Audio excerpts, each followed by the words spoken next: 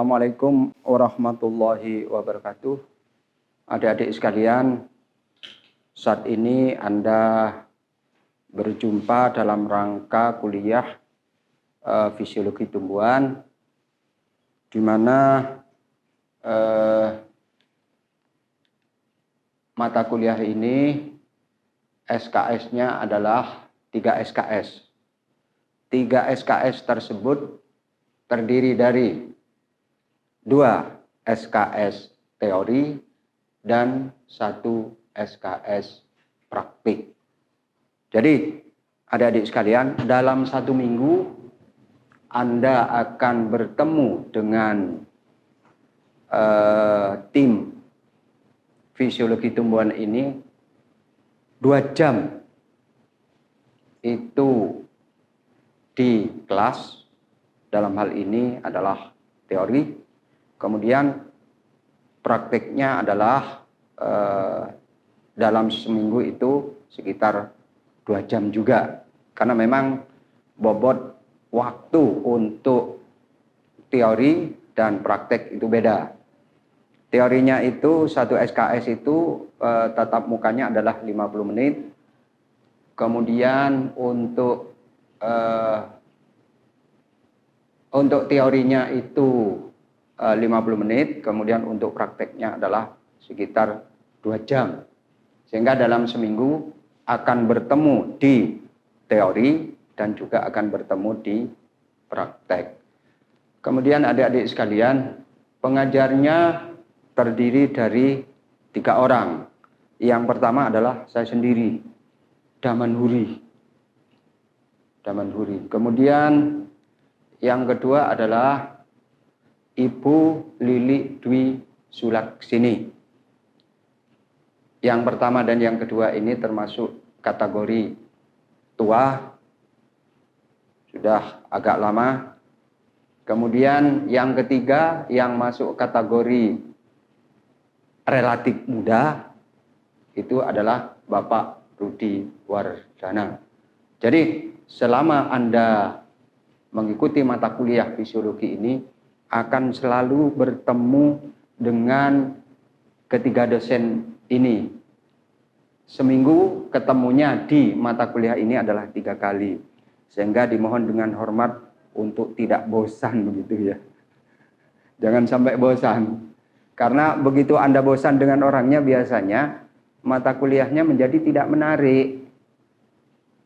Oleh karena itu, kalaupun terpaksa bosan, dipaksa saja supaya tidak bosan gitu. Baik adik-adik sekalian, nilai akhir dari mata kuliah ini kita ambil 70% dari teori dan 30% dari praktek. Prakteknya ini juga termasuk yang 30% itu adalah tugas. Jadi 70% teori, Anda dapat apa teorinya, kemudian yang nilai teori itu persennya adalah 70%, kemudian praktek dan tugas itu kita proporsikan 30%. Nah, 70% dan 30% ini kalau kita jumlahkan menjadi 100%.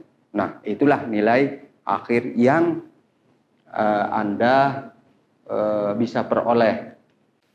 Adik-adik sekalian, mari kita mulai dengan pengenalan sepintas yang terkait dengan apa itu fisiologi tumbuhan. Termasuk kategori makanan apa dia. Fisiologi tumbuhan adalah salah satu cabang biologi. Jadi fisiologi ini adalah salah satu cabang dari ilmu biologi. Apa yang dipelajari di fisiologi tumbuhan? Yang mempelajari metabolisme sehingga tumbuhan dapat hidup. Jadi, kenapa kok tumbuhan bisa hidup?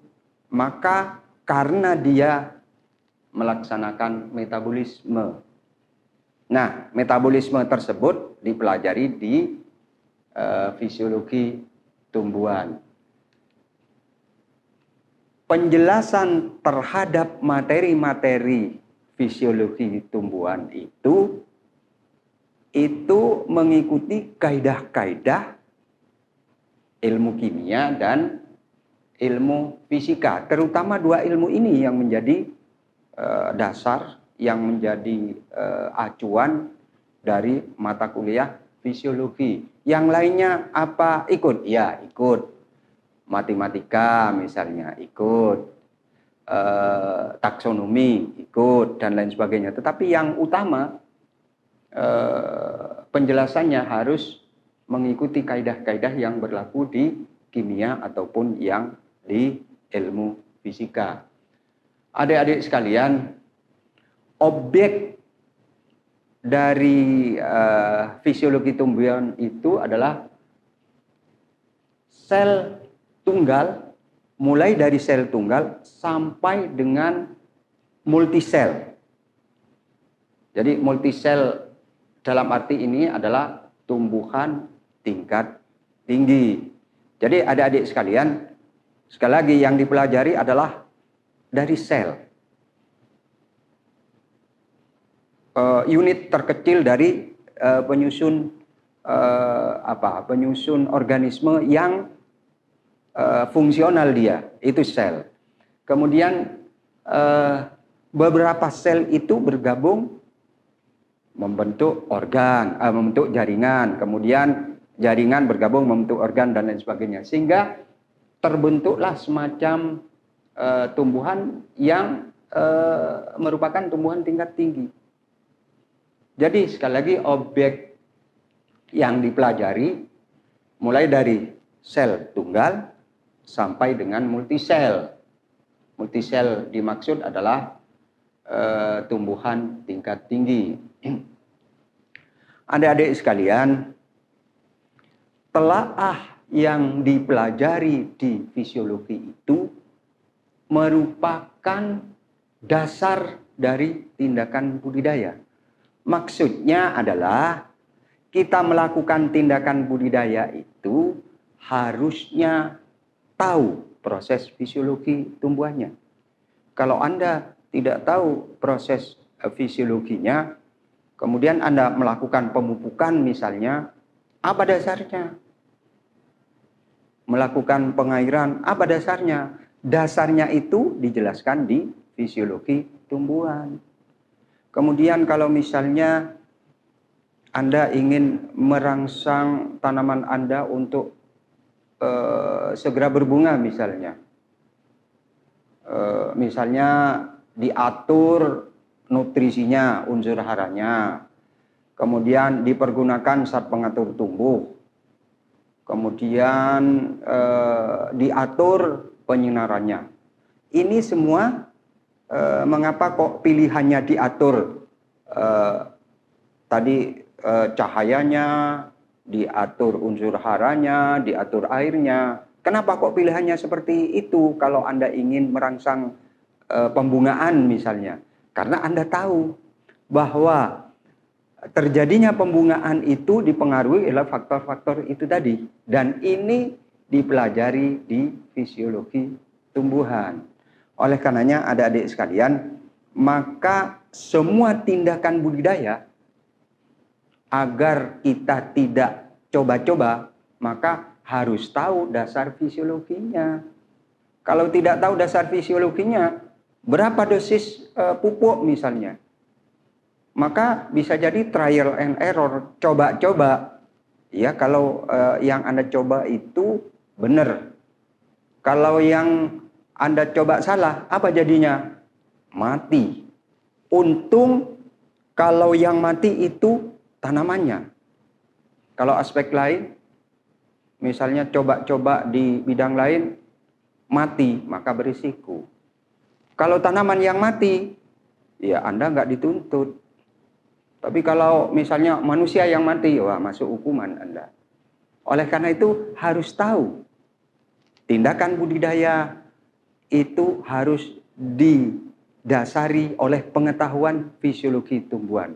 Kalau tidak, maka semua tindakan, mulai dari melaksanakan pembibitan, kemudian membuat persemaian, menanam, memelihara tanaman muda, kemudian memelihara tanaman tua, panen dan lain sebagainya. Itu semuanya harus didasari oleh pengetahuan fisiologi tumbuhan. Kalau tidak, sekali lagi adik-adik sekalian, maka trial and error. Coba-coba. Kalau pas dicoba betul, ya tidak masalah. Tapi kalau pas dicoba salah, berisiko mati tanamannya. Sehingga harapan kita semua adalah pemahaman terhadap fisiologi ini akan berdampak kepada ketepatan di dalam tindakan budidaya tanaman.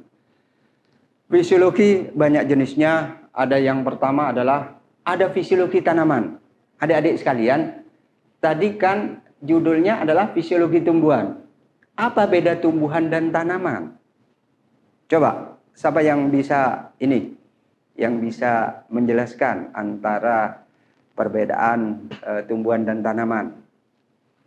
Kemudian yang kedua, ada fisiologi lepas panen. Jadi adik-adik sekalian, buah yang dipanen itu pada hakikatnya adalah dia masih melaksanakan proses metabolisme. Oleh karenanya maka perlu kita pelajari dia. Ini masuk dalam kategori subilmu fisiologi lepas panen. Kemudian yang berikut adalah ada ekofisiologi. Fisiologi yang terkait dengan lingkungan. Nah, yang akhir-akhir ini kan ini yang lagi banyak perhatian kita. Kemudian yang berikutnya adalah fisiologi benih. Jadi benih untuk tumbuh dan berkembang itu dia mengalami proses metabolisme. Dan metabolisme itu harus kita ketahui.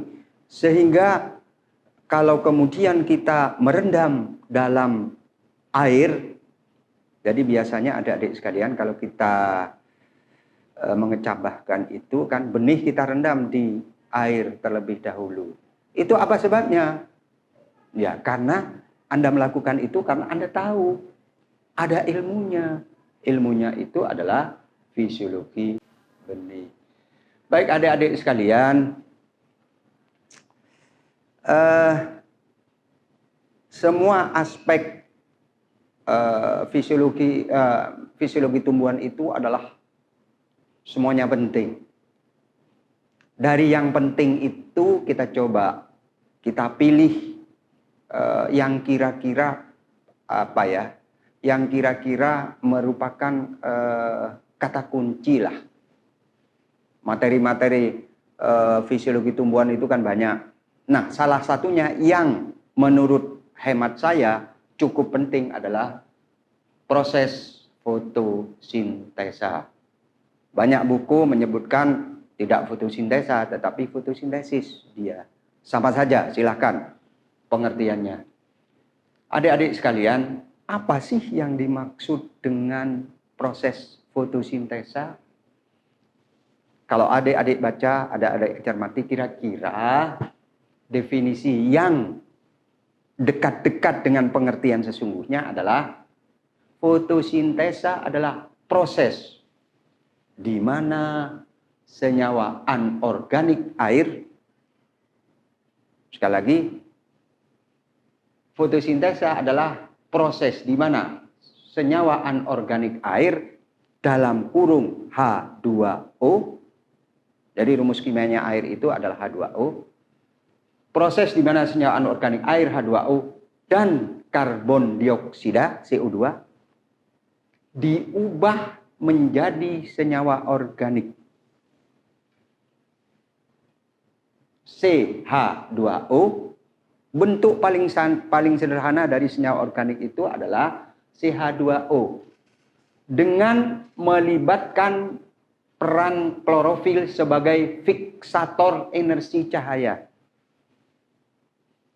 Kemudian senyawa-senyawa organik tadi, senyawa organiknya kan tadi H2O, CO2, senyawa anorganiknya itu. Kemudian diubah menjadi senyawa organik CH2O.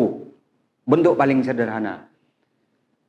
Siapa yang berperan dalam proses perubahan ini? Ternyata diketahui yang berperan penting dalam konteks fotosintesis itu adalah klorofil. Dia berfungsi sebagai fiksator energi. Jadi klorofil itu ternyata mampu dia memfiksasi energi yang dikandung oleh cahaya untuk diubah menjadi energi kimia yang berguna bagi tanaman. Jadi adik-adik sekalian, tadi di awal definisi saya katakan bahwa proses fotosintesis itu adalah perubahan senyawa anorganik. Senyawa anorganiknya apa? Ada dua.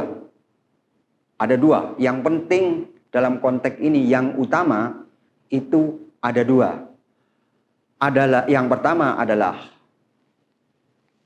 H2O, air. Yang kedua CO2.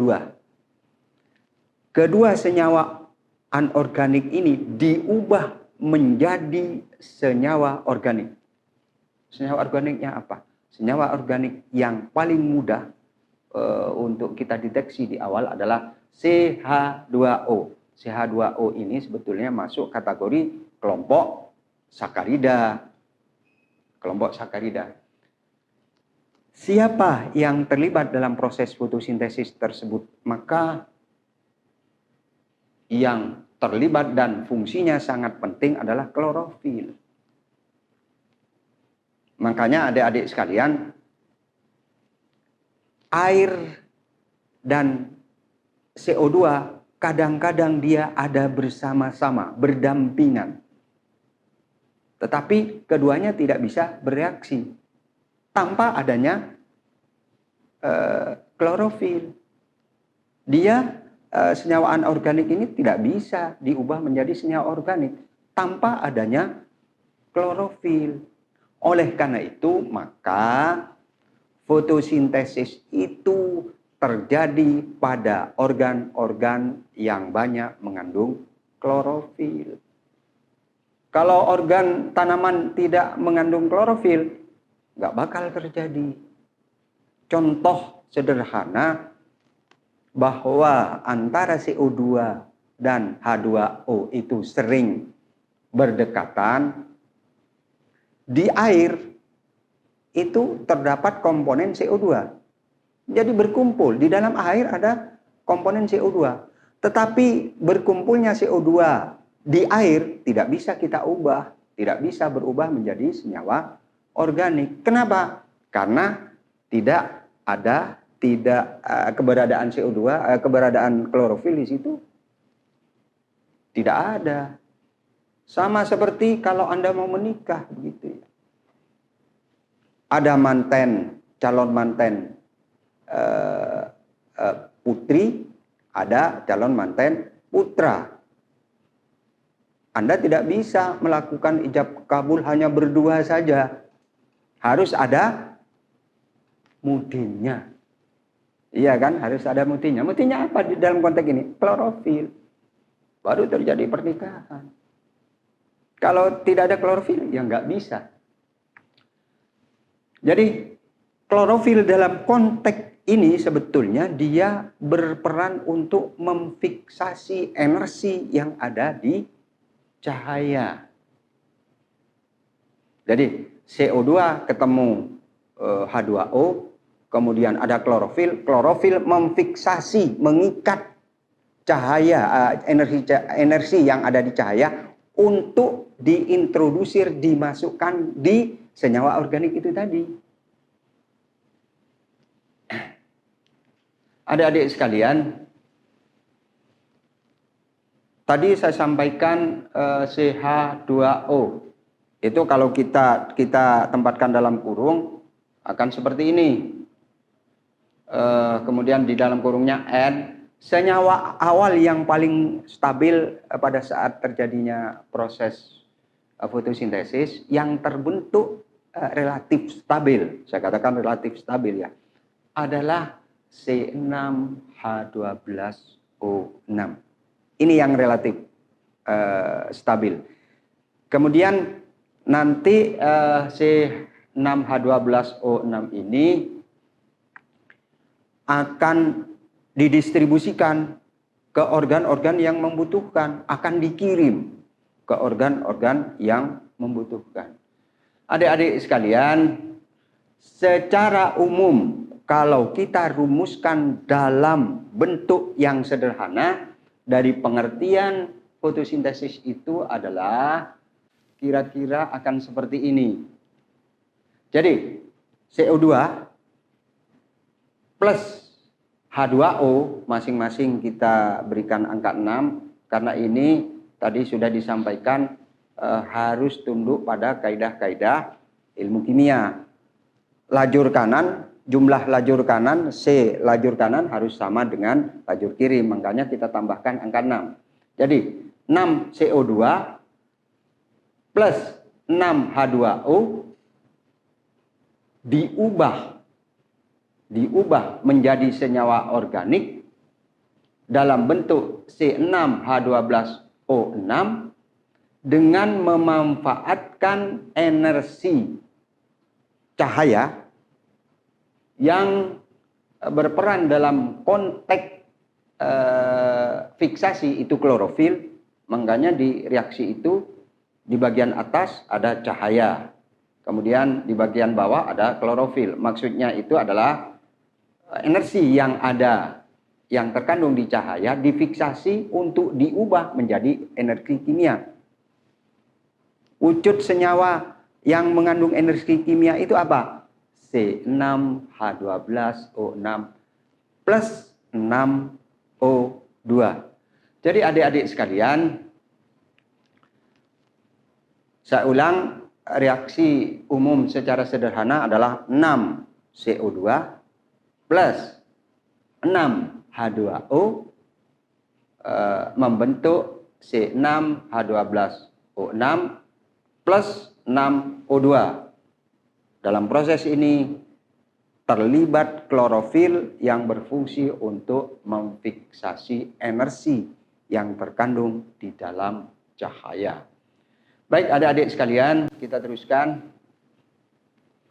Secara sederhana, gambaran dari definisi tersebut adalah karbon dioksida dan air.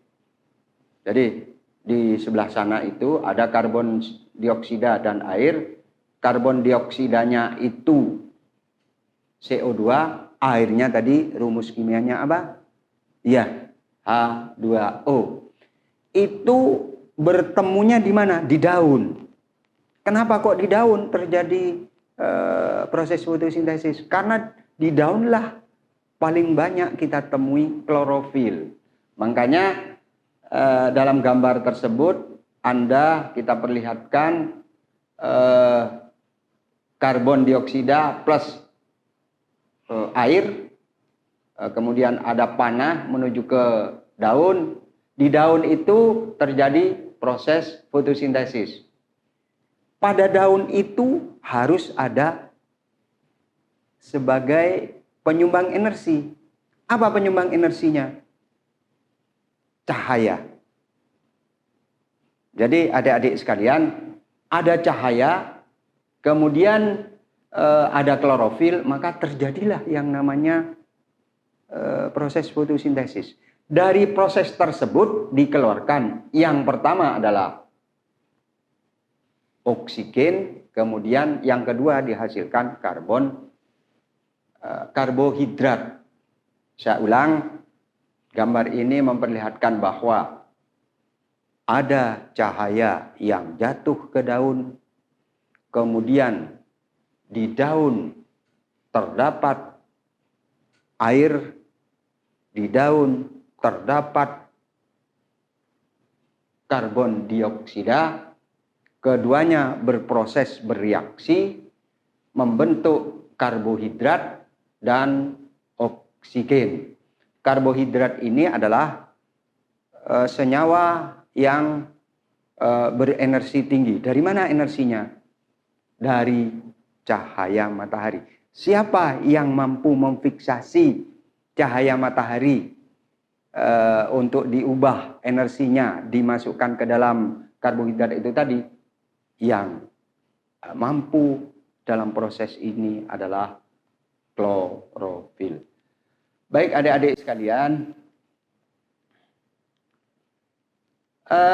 kalau dilihat dari reaksinya, maka yang pertama akan melibatkan karbon dioksida. Oleh karena itu, faktor-faktor yang berpengaruh terhadap terjadinya fotosintesis yang pertama adalah kadar karbon dioksida. Dari mana karbon dioksida ini? Karbon dioksida ini berasal dari lingkungan sekitar daun, masuk melalui stomata. Stomata itu di banyak buku disebutkan dia mulut daun. Ternyata adik-adik sekalian, daun juga punya mulut, begitu ya. Cuma mulut di daun itu fungsinya, salah satu fungsinya adalah untuk proses jalan masuknya dari CO2. Dari mana dia CO2? Dari lingkungan sekitar daun. Jadi adik-adik sekalian, kalau di lingkungan sekitar daun itu kadar CO2-nya rendah, maka mesti laju fotosintesis rendah. Mengapa kemudian tanaman di dataran tinggi itu pertumbuhannya lebih lambat dibandingkan dengan di dataran rendah? Salah satu penyebabnya adalah karena kadar CO2 di dataran tinggi itu lebih rendah kadarnya dibandingkan dengan di dataran rendah. Dampaknya apa? Laju fotosintesis di dataran tinggi akan lebih lambat dibandingkan dengan di dataran rendah, sehingga pertumbuhan tanaman juga di dataran tinggi akan lebih lambat dibandingkan di dataran rendah. Makanya kalau contohnya tanaman padi yang ditanam di dataran tinggi, itu umur panennya akan lebih lama dibandingkan dengan tanaman padi yang ditanam di dataran rendah. Apa sebabnya? Karena kadar CO2 di dataran tinggi relatif lebih kecil dibandingkan dengan di dataran rendah. Yang kedua, adik-adik sekalian, air. Tadi kan sudah kita ketahui bahwa fotosintesis itu adalah proses reaksi yang melibatkan satu CO2, yang kedua air. Air ini diambil dari mana? Ternyata air ini umumnya dan sebagian besar diambil tanaman melalui akarnya. Jadi adik-adik sekalian, agar terjadi proses fotosintesis dengan baik, maka harus terjamin bahwa di daerah perakaran tanaman harus tersedia cukup air. Makanya adik-adik sekalian, kadang-kadang kan kita lihat tuh ibu-ibu sore-sore nyiram tanaman. Yang disiram tajuknya. Padahal air itu diserap oleh akar tanaman. Tapi untungnya ya, air yang disiramkan ke tajuknya itu jatuh ke bawah. Akhirnya masuk ke daerah perakaran tanaman. Umpama air itu tidak jatuh ke bawah, maka bisa jadi percuma nyiram tanaman kalau yang disiram tajuknya. Mestinya yang disiram adalah akarnya. Misalnya di bulan sana. Siapa yang pernah ke bulan? Sudah ada pernah ke bulan ini? Iya, saya juga belum soalnya. Jadi kalau kita menyiram tanaman di bulan, di mana di situ tidak ada gravitasi bumi, maka air akan melayang-layang. Oleh karena itu, air yang disiram ke tajuknya, dia tidak akan jatuh ke akarnya, tidak jatuh ke bawah, ke akarnya. Maka penyiraman itu akan percuma. Tapi untung di kita, air yang disiram ke tajuknya itu, dia jatuh ke perakaran tanaman. Sehingga meskipun sebetulnya yang disiram itu tidak tepat, ya pada akhirnya jatuhnya air ke daerah perakaran tanaman. Sehingga air itu bisa diserap oleh tanaman. Jadi CO2 diserap oleh masuk ke dalam daun lewat stomata, kemudian air diambil oleh tanaman lewat akarnya, kemudian klorofilnya terdapat di daun. Kemudian yang berikut, senyawa yang terbentuk adalah CH2O dalam kurung N. Kalau N-nya ini kita ganti dengan angka 6. Kenapa kok diganti dengan angka 6? Karena memang senyawa yang relatif stabil itu C6. Makanya banyak buku menyebutkan N-nya itu diganti dengan 6. Maka kalau kita masukkan ke rumus kimianya, maka C-nya menjadi C6. Hanya menjadi H12. Kenapa? 6 kali 2. H12. O-nya berapa? 6. Jadi senyawa yang relatif stabil itu adalah C6 H12O6. Dan itu merupakan senyawa organik berupa gula sederhana yang nantinya akan dipergunakan untuk proses kehidupan tanaman.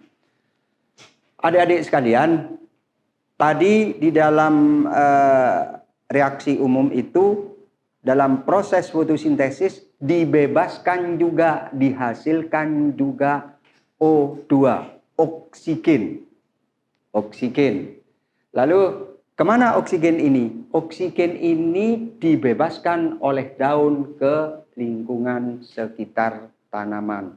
Makanya adik-adik sekalian, kalau Anda siang hari berada di bawah pohon, terasa segar. Udaranya segar. Kenapa begitu?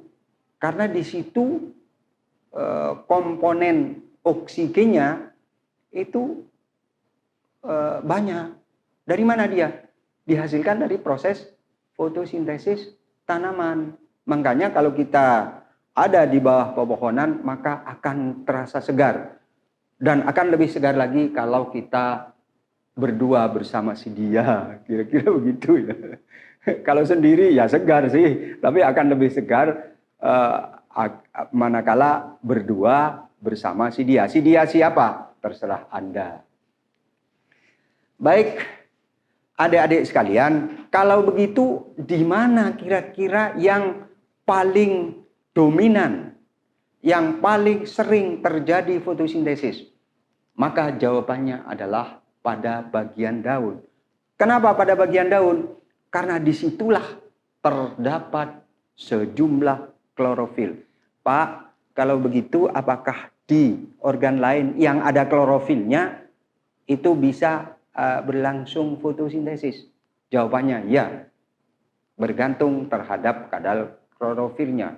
Kalau kadar klorofilnya jumlahnya besar, bisa saja laju fotosintesisnya besar.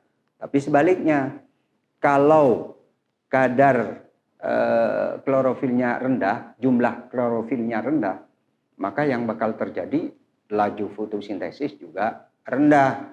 Berarti apa? Kalau laju fotosintesisnya rendah, hasil senyawa organiknya juga relatif kecil. Makanya adik-adik sekalian, dominan terjadinya fotosintesis itu adalah di daun. Kenapa? Karena daun banyak mengandung klorofil. Adik-adik sekalian, mari kita coba, kita pelajari. Kita sudah tahu rumus kimianya, rumus reaksinya. Di rumus reaksi itu yang pertama ada cahaya mutlak diperlukan cahaya. Berfungsi sebagai apa dia? Sebagai sumber energi. cahaya ini bisa juga digantikan dengan cahaya listrik yang bersumber dari energi listrik. Bisa juga. Banyak greenhouse yang memanfaatkan itu sekarang. Jadi listriknya dihidupkan setelah misalnya cahaya matahari terbenam, maka fungsi sebagai sumber energi digantikan oleh sinar yang bersumber dari energi listrik. Jadi semakin sesuai kebutuhan cahaya terhadap tanaman tersebut, maka semakin tinggi laju fotosintesisnya.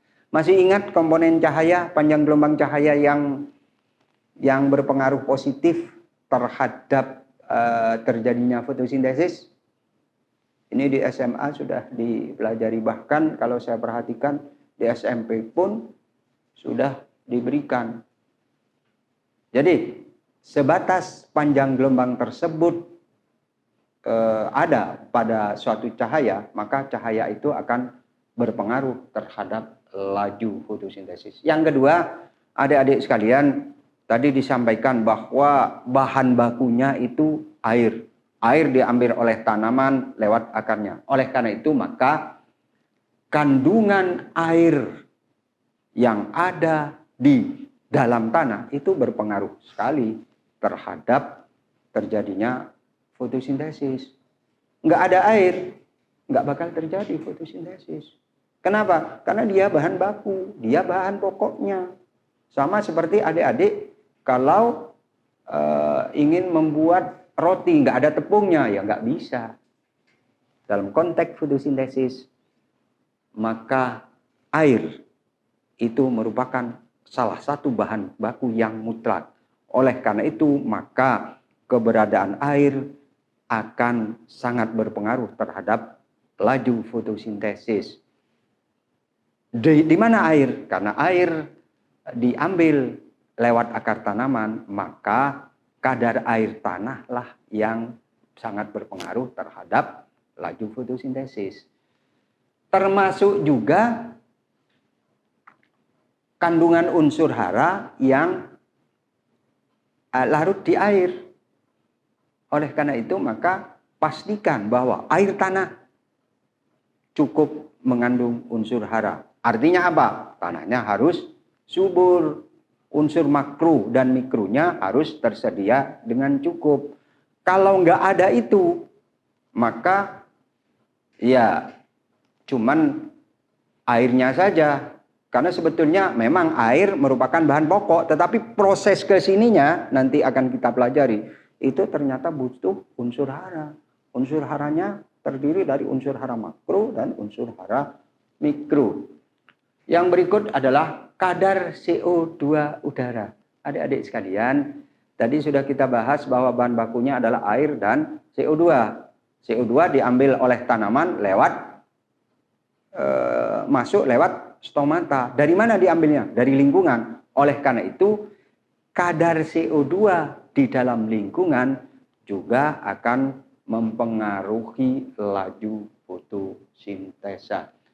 Yang berikut adalah translokasi fotosintat ke bagian lain. Adik-adik sekalian, tadi sudah kita sampaikan bahwa hasil dari fotosintesis itu adalah C6H12O6. C6H12O6 itu kita sebut dengan fotosintat, hasil fotosintesa. Jadi kalau hasil fotosintesa itu tetap lama berada di daun, maka bisa jadi dia menghalangi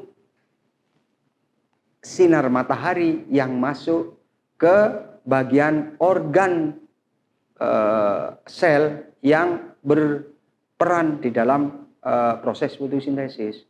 Terjadi penumpukan fotosintat di situ, misalnya seperti itu. Maka prosesnya mesti terhambat. Fotosintat yang dihasilkan oleh daun dalam konteks ini adalah C6H12O6 itu harus segera dikirim. Dikirim ke mana? Dikirim ke buah. Menjadi apa?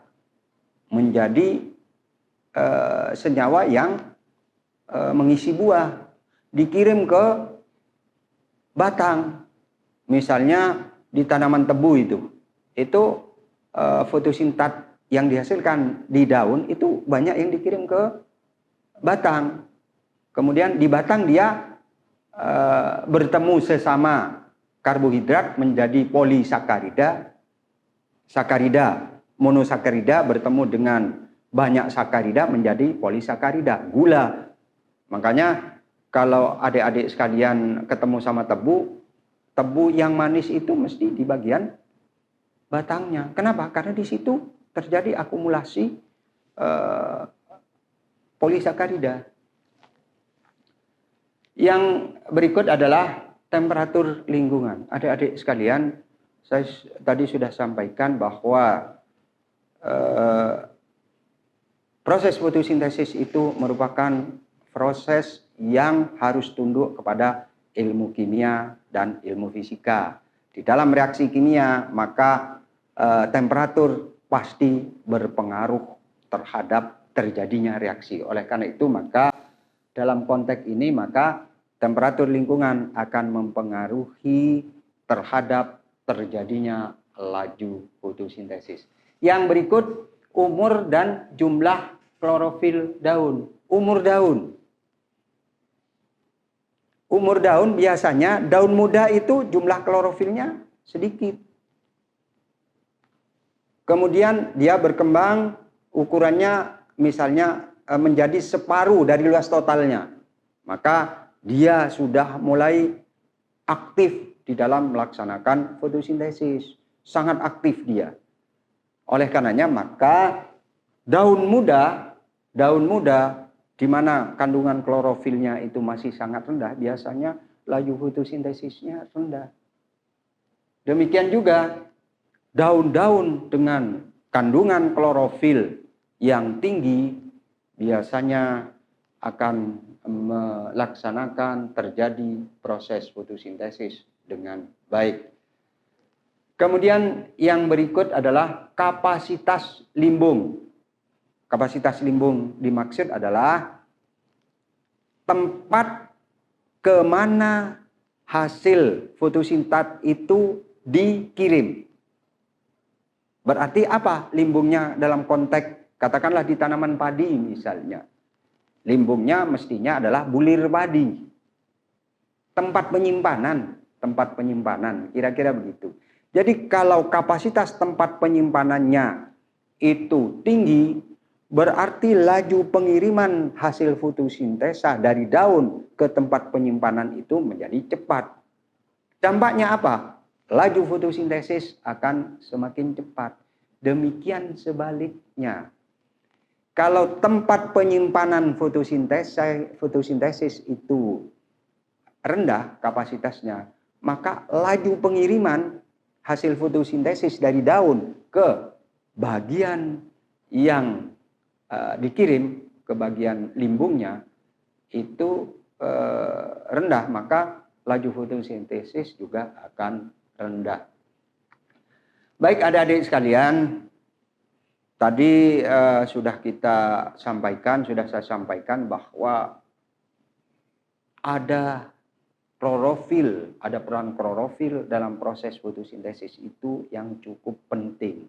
Nah, adik-adik sekalian, klorofil sendiri secara umum terdiri dari yang pertama klorofil A,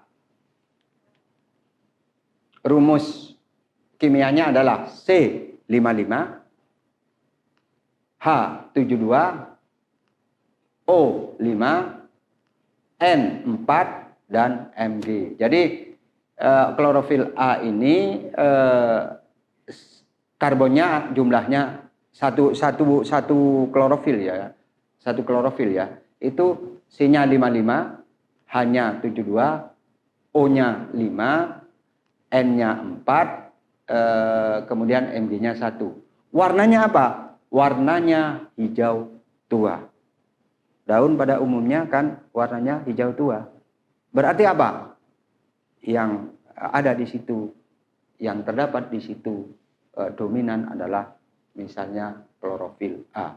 Kemudian yang berikut yang aktif di dalam fotosintesis adalah klorofil B.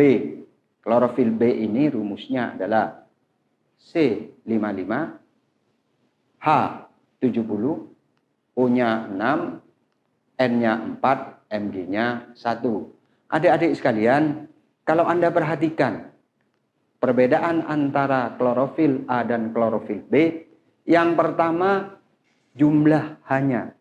Di klorofil A itu jumlahannya 72. Di klorofil B itu jumlahnya hanya adalah 70.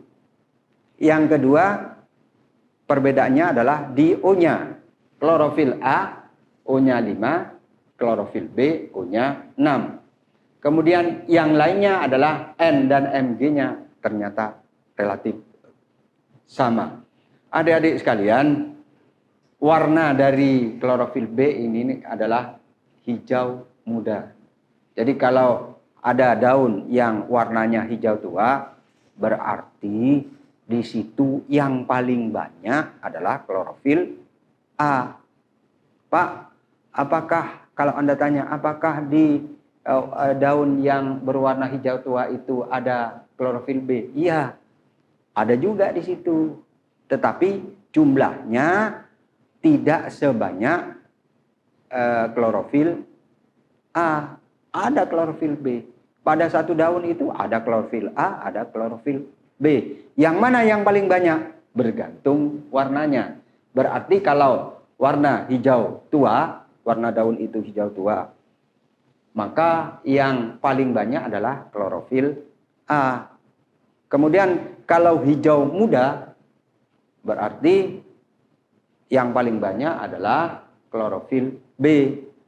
Di daun hijau tua ada juga klorofil B. Di daun yang berwarna hijau muda ada juga klorofil A. Begitu ya. Cuma masing-masing yang dominan warna apa itu bergantung, sekali lagi, bergantung warnanya, warna dari daun tersebut. Adik-adik sekalian, jumlah klorofil persatuan luas daun itu dipengaruhi oleh beberapa hal. Yang pertama, jumlah persatuan luas daun dipengaruhi oleh oksigen. Kemudian yang kedua, dipengaruhi oleh cahaya. Ternyata adik-adik sekalian, jumlah klorofil di dalam satu daun itu akan bergantung terhadap seberapa besar cahaya itu sampai di daun tersebut. Kemudian yang berikut adalah bergantung terhadap fotosintat yang dihasilkan oleh daun. Kenapa? Kalau Anda perhatikan, komposisi kimia dari klorofil, baik itu klorofil A dan klorofil B, itu kan yang dominan adalah CHO. Nah, CHO itu dari mana? Dari fotosintat, dari proses fotosintesa. Jadi proses fotosintesa yang merupakan senyawa organik ini bisa diubah oleh tanaman menjadi klorofil. Oleh karena itu, maka adik-adik sekalian, kalau Anda ingin tanaman Anda kadar klorofilnya jumlahnya mencukupi, maka Anda harus jamin dulu fotosintesis harus berlangsung dengan baik. Kenapa? Oh, ternyata karena hasil fotosintesis itu bisa diubah menjadi klorofil. Klorofil macam-macam, tetapi yang fokus kita adalah sementara ini adalah klorofil A dan klorofil B. CHO komponen utamanya. CHO itu dari mana? Dari fotosintat. Hasil dari proses fotosintesis. Kemudian yang berikut air, kandungan air.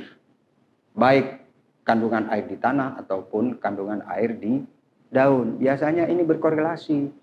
Kalau kandungan air di tanah kurang, biasanya kadar air di daun juga akan berkurang. Tapi kalau di tanah cukup, biasanya kadar air di daun juga memadai jumlahnya. Yang berikut adalah temperatur. Temperatur lingkungan. Ini berpengaruh terhadap jumlah klorofil per satuan luas daun. Yang berikut adik-adik sekalian, kadar unsur hara yang larut di air. Tadi kan pada proses fotosintesis, air diserap oleh akar tanaman, masuk ke dalam tubuh tanaman, dikirim sampai ke daun, dan bersamaan dengan air itu ternyata larut unsur-unsur hara. Terikut di dalam air itu unsur-unsur hara. Berarti unsur hara itu masuk ke dalam tanaman. Unsur hara apa saja? Yang paling dominan berpengaruh unsur hara adalah unsur hara nitrogen. Ini yang pertama. Kemudian yang kedua, unsur hara magnesium, Mg. Nah, kenapa kok kedua unsur hara ini sangat berpengaruh terhadap jumlah klorofil? Karena memang dia merupakan penyusun utama dari klorofil tersebut. Kalau Anda perhatikan, baik klorofil A ataupun klorofil B, maka dua-duanya akan mengandung nitrogen dan mengandung magnesium. Berikut unsur hara yang berikut adalah unsur hara S. Unsur hara S ini terutama berpengaruh di dalam proses pembentukan protein. Kemudian unsur berikutnya adalah unsur Fe. Kemudian unsur Mn, unsur Cu, Cl, dan Zn. Jadi 1, 2, 3, 4, 5, 6, 7, 8. Ada 8 unsur hara yang berpengaruh terhadap kadar klorofil dalam satu satuan luas daun. Dan dari ke-8 unsur hara ini semuanya penting. Semuanya penting. Tetapi jangan lupa, yang cukup penting dari sekian unsur hara itu adalah N dan Mg. Kenapa? Karena dia merupakan penyusun utama daripada klorofil A ataupun klorofil B. Baik, adik-adik sekalian, kita teruskan tahapan fotosintesis. Yang pertama reaksi terang. Karena disebut reaksi terang, mestinya butuh sinar dia. Jadi pada reaksi terang ini yang terjadi adalah absorpsi energi cahaya oleh klorofil, dan energi tersebut dipergunakan untuk meningkatkan energi elektron pada ion hidrogen dari air. Adik-adik sekalian, apa yang terjadi gerangan pada reaksi terang itu? Yang pertama adalah terjadi oksidasi air. Oksidasi air H2O dioksidasi menjadi 2 hidrogen plus oksigen. Siapa yang mampu mengoksidasi itu? Kontribusi terbesar adalah pada klorofil. Selanjutnya H2 berenergi tinggi, jadi 2H2 itu dia punya elektron yang elektron itu punya energi tinggi dia. Ditangkap oleh NADP menjadi NADPH2. Jadi hidrogen air dioksidasi menjadi H2, 2H2 dan oksigen. 2H2 ini, hidrogen ini, dia punya elektron berenergi tinggi. Disebutnya dengan elektron tereksitasi. Elektron ini kemudian akan ketemu sama yang namanya NADP. Sehingga dia diikat oleh NADP ini menjadi NADPH2. Jadi dalam proses reaksi terang itu dihasilkan NADPH2. Kemudian yang kedua adalah tahapan kedua reaksi gelap. karena disebutnya reaksi gelap, maka dia tak butuh cahaya, kira-kira begitu. Apa yang terjadi? Terjadi reduksi CO2 oleh NADPH2, membentuk senyawa organik yaitu glukosa C6H12O6. Jadi NADPH2 ini dia melepaskan hanya kemana? Mereduksi CO2. Makanya pada reaksi terang dan reaksi gelap kalau kita gabung akan terjadi fotolisis. Pada reaksi terang itu menghasilkan H2O2, kemudian H2O2 ini akan ketemu dengan NADP membentuk NADPH2. NADPH2 ini selanjutnya akan mereduksi CO2 sehingga akan membentuk C6H12O6.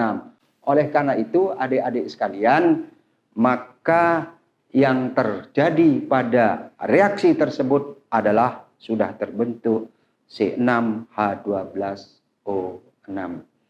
Saya rasa sementara untuk kuliah hari ini kita cukupkan sementara sampai di sini. Kita akan ketemu di pertemuan-pertemuan berikutnya. Terima kasih atas perhatiannya. Silahkan Anda belajar. Kemudian kalau di dalam belajar itu Anda kesulitan, bisa belajar kelompok gitu ya. Kalau belajar kelompok masih kesulitan, Anda bisa berkomunikasi dengan kami. Baik dengan saya ataupun dengan Bu Lili ataupun dengan Pak Rudi. Terima kasih. Kita akhiri. Assalamualaikum warahmatullahi wabarakatuh.